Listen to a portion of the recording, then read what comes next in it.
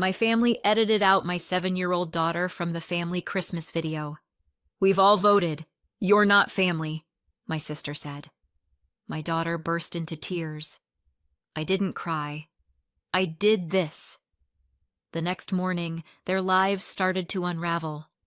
Christmas Eve had that fake kind of warmth, the one you get from forced smiles and an oven set too high. My parents' living room smelled like cinnamon candles and tension.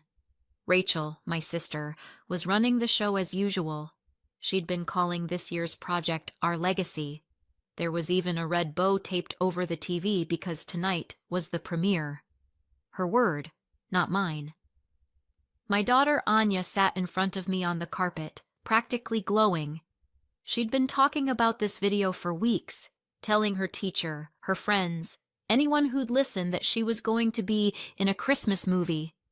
She had brushed her hair 3 times before we left the house and kept asking if her glitter shoes looked movie enough. "Do you think Grandma will like it?" she asked. "She'll love it," I said. I hoped I was right. Rachel dimmed the lights. "Okay, everyone." Phones away. Let's make this special. The screen came to life. There was music, sleigh bells, snow. Then the familiar faces. Mom arranging cookies, Dad pretending to fix a bulb while everyone laughed. The crowd of relatives chuckled. "So cute," someone said. Then Rachel's kids filled the screen, covered in flour, squealing with laughter. Applause. I smiled and waited. 5 minutes. Nothing. 10 minutes.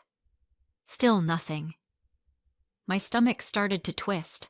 The camera panned across the family decorating the tree, except the frame cut off just before it reached where Anya and I had been standing that day. It jumped to another shot. Gone.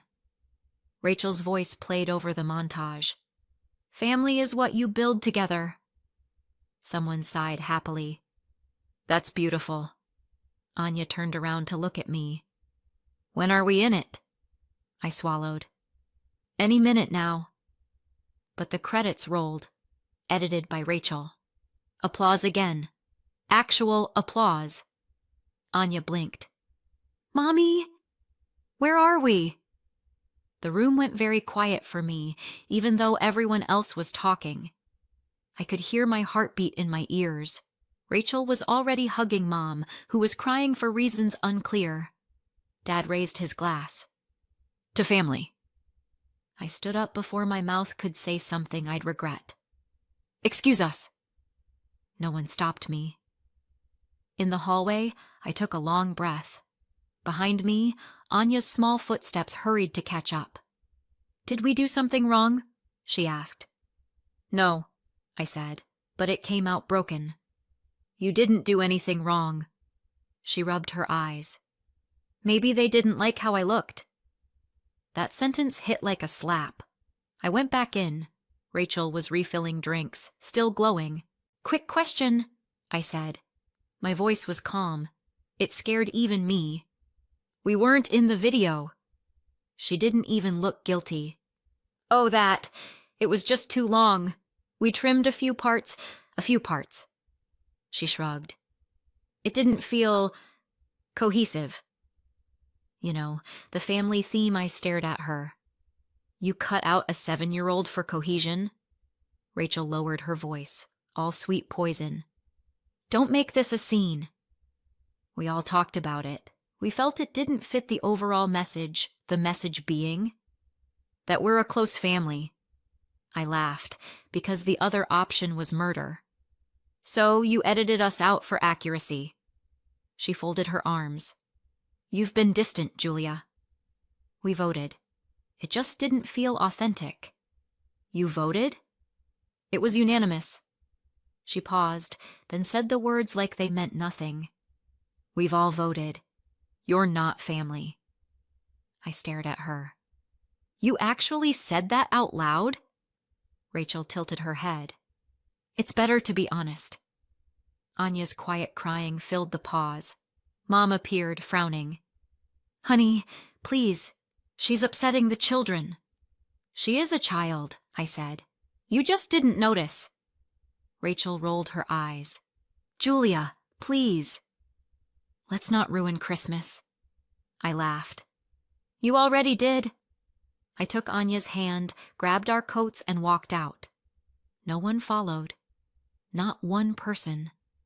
Outside, the cold hit like truth. Anya pressed her face into my coat. Was I too silly? I can be better next time. My throat hurt. You were perfect, baby. Absolutely perfect. She nodded, but her lip trembled. Then why did they take me out? Because they could, I thought. Because it was easy. The sky was black velvet, the kind that makes Christmas lights look cruel. Back home, she went straight to her room. I heard her talking softly to her stuffed bear, reciting the same lines she'd practiced for the video. Merry Christmas from our family to yours. I sat on the couch and stared at the blinking tree lights. One on, one off, one on, like a warning signal. Every year, my sister found a new way to remind me that we were a footnote. This year, she just made it official. I wanted to call someone, to yell, to demand an explanation, but there was no one left to call. The phone stayed dark on the coffee table. After a while, Anya came out in her pajamas. Her eyes were swollen, but she tried to smile. Maybe next year we can make our own video, she said. I nodded. Maybe we will. She crawled into my lap, small and warm, smelling like shampoo and heartbreak. Mommy? Yeah? I think they don't like us. I pressed my chin to her hair. Then we'll like us enough for both of them. She nodded against me, tired. Okay. I held her until she fell asleep, the glow of the tree flickering across her face. And in that quiet, something in me hardened. Not anger, not revenge. Just certainty. They could cut us out all they wanted. This time, we'd make sure everyone saw it. Families like mine don't need villains. They just need silence, and I filled that role perfectly.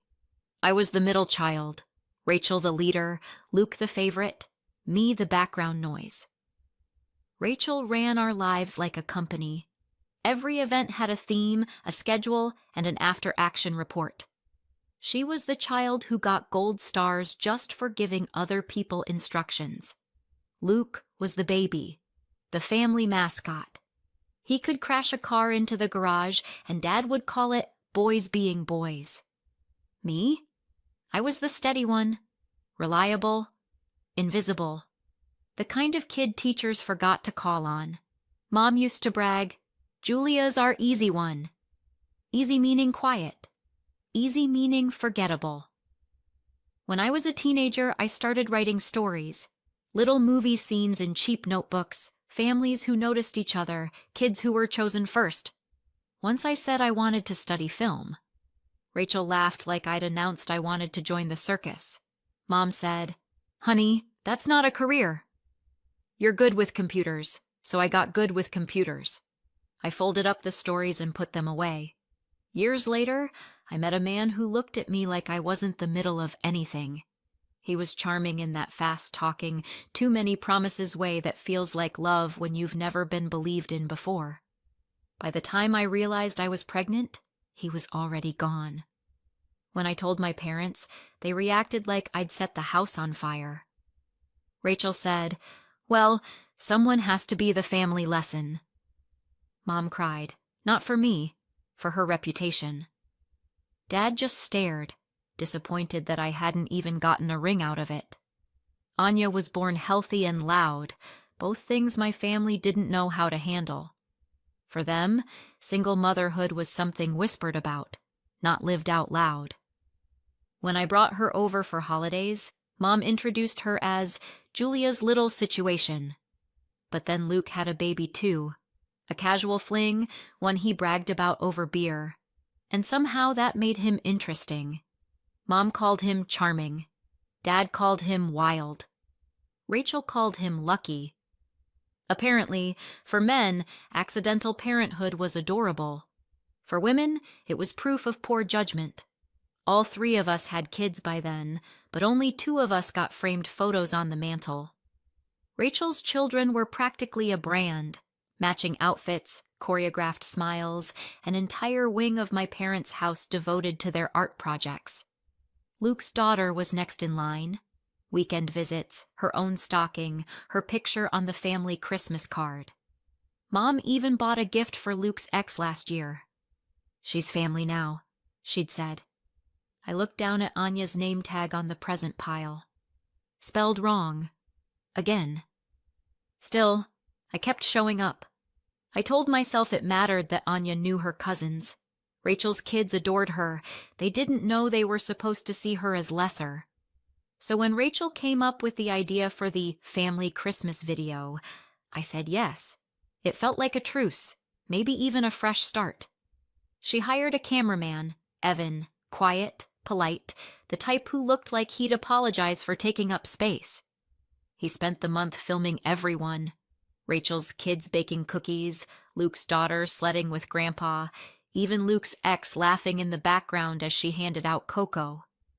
I asked, "Do you need us for anything else?" Rachel smiled.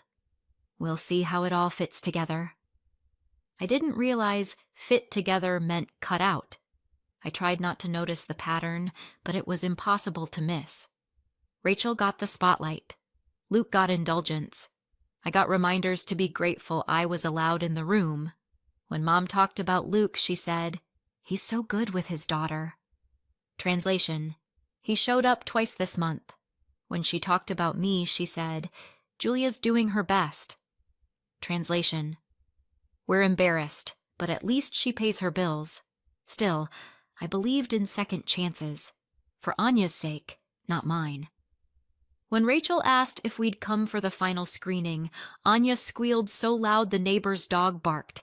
She laid out her dress days in advance, practiced her lines for the interview Evan had filmed. She said, "This is going to show everyone we're a real family."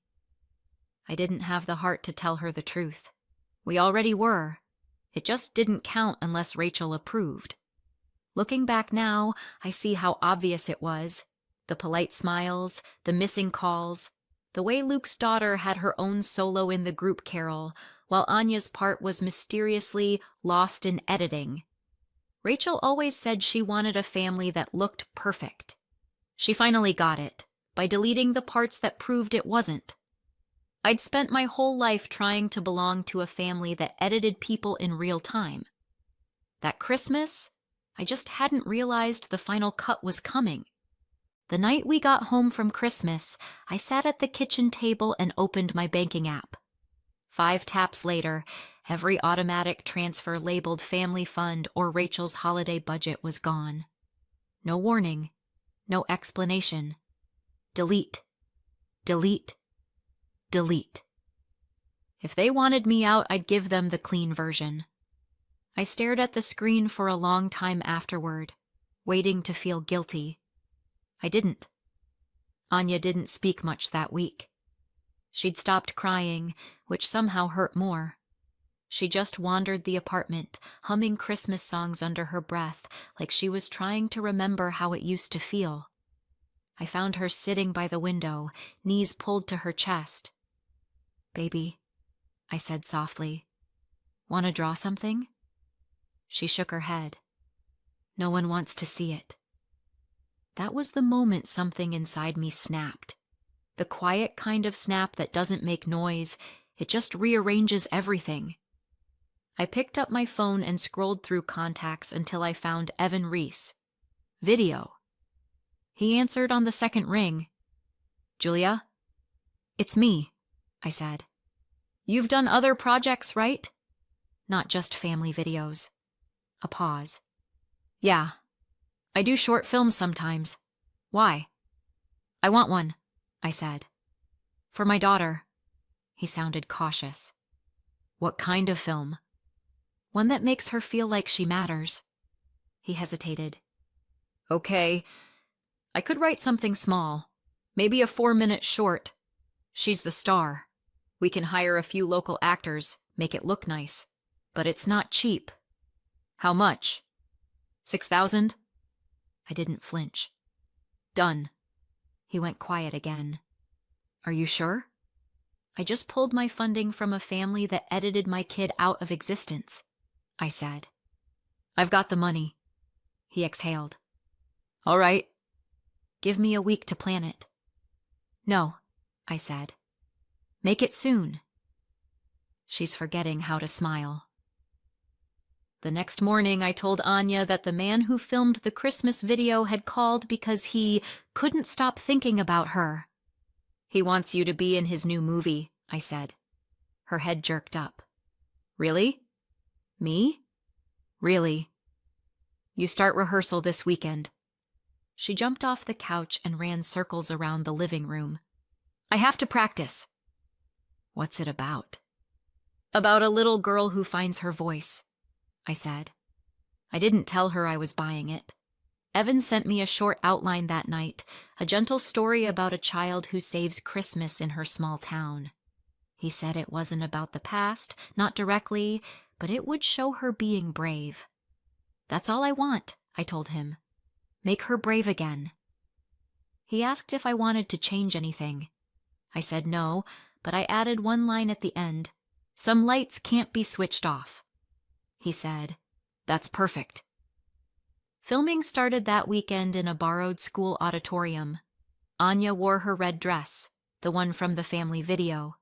When I saw her on set, smiling under the lights, it hit me. I hadn't seen that face since before Christmas Eve. Evan brought a small crew, 2 college students with cameras, and a couple of local actors who agreed to work for free. It wasn't glamorous, but it was real. Anya took direction like she'd been waiting her whole life to be told what to do by someone who didn't want to erase her. She memorized her lines, added little gestures that weren't written. At one point, she improvised a line, and the whole crew clapped. Evan whispered to me, She's a natural. I smiled. She gets that from surviving her family. On the second day, there was a scene where she had to cry. I expected fake tears. Instead, she cried quietly, convincingly, with that same heartbreak I'd seen in the car after Christmas. The room went still. When Evan called cut, she looked up at me and grinned through the tears. Did I do good? You did perfect, I said, my voice shaking. We wrapped the film in 2 days. Evan shook my hand afterward. You know, this turned out better than I expected. I'll have the edit done soon. How soon? A week, maybe. Make it faster, I said. She checks the mail like she's waiting for Hollywood. He laughed. You're a good mom, Julia. No, I said. I'm just trying to fix what they broke. That night, after Anya fell asleep, I checked my savings. The number made my stomach flip. 6,000 gone in 48 hours. But then I remembered her spinning under the studio lights, smiling like nothing bad had ever happened. If joy had a price tag, I'd pay it again. 3 days later, Evan sent me the link. Rough cut. For Julia and Anya. I waited until Anya was asleep. Then I pressed play. It opened on her face, bright and confident. The story was simple. A little girl saving her town from darkness by lighting one candle at a time. By the end, I was crying so hard I had to pause it. It wasn't about Christmas. It wasn't about revenge. It was about light. The kind you can't edit out. Evan's message followed a minute later. It's beautiful. We should submit it to festivals. Can I list you as co-writer? I stared at the screen, tears still drying on my face. For the first time in years, I didn't feel erased. I typed back. Yes. But list her first. When I went to check on Anya, she was asleep, one hand clutching her teddy bear, the other curled into a tiny fist. I brushed her hair back and whispered, They took you out of their story, sweetheart. She stirred, eyes fluttering open. But now I'm in ours? I smiled. Exactly. And for the first time since that night, the world felt like it might make sense again. When the phone rang that morning, I knew it wasn't going to be good news. The caller ID said home. I almost didn't pick up, but curiosity's a stubborn thing. "Julia," Rachel snapped before I could say hello. "You have some nerve." I leaned against the counter. "Good morning to you too." "You think this is funny?" "Everyone's talking about that interview." I frowned. "What interview?" Mom's voice joined in, sharp, panicked. "Don't play dumb!" "Anya told that reporter about the Christmas video." My stomach sank. "What did she say exactly?" "She said," Rachel mimicked Anya's soft voice in the cruelest way possible, "they cut me out of their Christmas movie, but then Mr. Reese made one just for me." There was shuffling, as if they'd all crowded around the same phone, ready to attack in surround sound. Dad's voice came next, loud enough to make me hold the phone away. "We've got customers asking if we're the monsters from that article. Do you realize what you've done to our business?" I closed my eyes.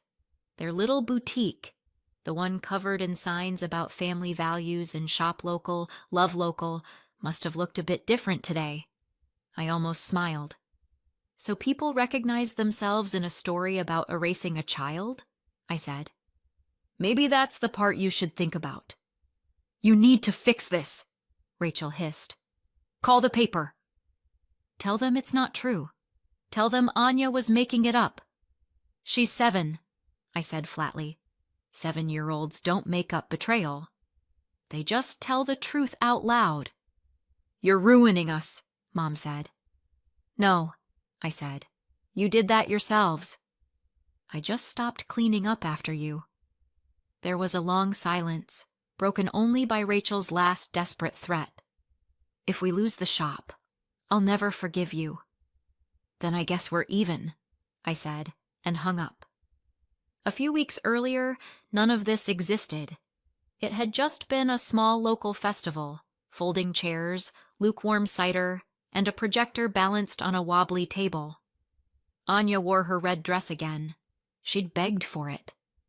"It's my lucky dress, Mommy." Evan had warned me there might be a local reporter covering the event. "They love stories about hometown kids doing something big," he said. "Don't worry," I'd told him. "She's shy." Shows what I knew. The film played beautifully. Applause filled the hall. Afterward, the reporter, a kind-looking woman with a notepad, knelt beside Anya. "Sweetheart," she asked, "how does it feel to be in your first movie?" Anya beamed. "Amazing." "I was in another one before, but they took me out." "Oh?" The reporter smiled. "Who did?" "My family," Anya said matter-of-factly. "They cut me out of the Christmas movie, so Mr. Reese made one just for me." I froze halfway to the snack table. The reporter's eyebrows lifted. "That's quite a story." "It's true," Anya said proudly. "He said I was really good." And that was that. 2 days later, a headline popped up online. "Local girl shines after being cut from family Christmas video." Then a follow-up. "Small town's sweetest scandal, when family becomes fiction." By the end of the week, everyone knew exactly which family it was. Rachel's store, the family's pride and paycheck, went quiet almost overnight. People still drove past, but no one stopped. The little bell over the door stayed silent. Someone left a 1-star review online that said, "Lovely products, shame about the owners." Apparently, compassion costs extra. By the second week, Mom called begging. "Julia, we're drowning." "People are boycotting us. Please tell Anya to apologize. Say it was a misunderstanding. I almost felt sorry for her. Almost." "I'm not teaching my daughter to lie for you," I said. "She told the truth." "Maybe you should try it for once," Mom sniffled. "We've all voted. You're not family," she said again, as if repeating it might make it true. I hung up. The funny thing about truth? It spreads faster than gossip. The local news station called Evan for comment. He kept it simple. "Anya's a talented young actress." The rest speaks for itself. Within a month, the short film started making rounds at small festivals. At one screening, they handed Anya a certificate for Best Young Performer. She held it like it was made of gold. "Does this mean I'm a real actress?" she whispered. "Sweetheart," I said, "you've been real all along." Evan smiled at us from the back of the room. Afterward, he said, "You know, there's a talent agent here tonight. Would you mind if I introduced you to—" I hesitated. "Isn't that a lot?" He shrugged. "So, was what they did to her." "Let her have this." So we met the agent, a cheerful woman named Donna who talked fast and smiled wide. She said, "We'd love to represent Anya."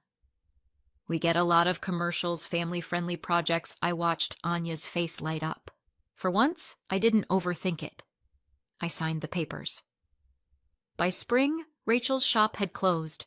The front window was empty except for a faded for lease sign. Someone spray-painted "Cut out the cruelty" across the side wall. Mom and Dad sold the building to cover debts. Luke moved 2 towns over to escape the drama.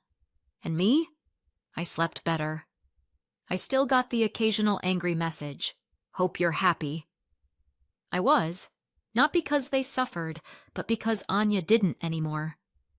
One night, after her first small commercial shoot, a local bakery ad, she came home grinning, frosting still on her sleeve. "Mom," she said, "guess what the director told me?" "What?" He said, "You're a natural." I smiled. "He's right." She paused. "Do you think Grandma and Aunt Rachel know I'm on TV now?" "I think everyone does," I said. She giggled, kicked off her shoes, and ran down the hall. I watched her go, that red dress hanging in the closet like a flag we'd finally reclaimed. They erased her once. Now everyone saw her. So what do you think? Did I go too far, or not far enough? Let me know in the comments, and don't forget to subscribe for more.